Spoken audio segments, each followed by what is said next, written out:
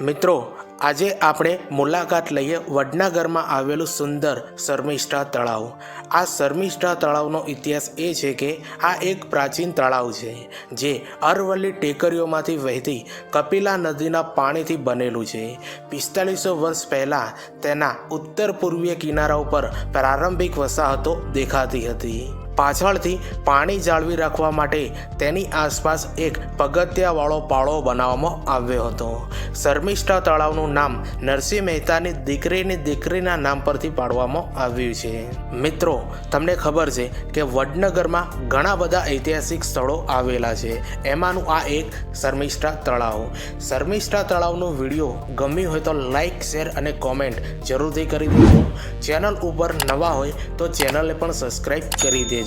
મિત્રો, મેં અગાઉ અંબાજી કોઠાલેક, જે આ એક વડનગરનું ઐતિહાસિક સ્થળ છે મિત્રો, એના પર વિડીયો બનાવેલું છે। તમે આ વિડીયો ના જોઈ હોય તો ચેનલ ઉપર જઈને જોઈ લેજો।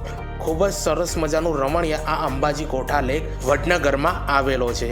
અને બીજી વસ્તુ મિત્રો, ચેનલ ઉપર ઘણા બધા વિડીયો બનાવેલા છે, જ્યાં જગ્યા પર હું ફર્યો છું તે દરેકના વ્લોગ્સ વિડીયો બનાવેલા છે।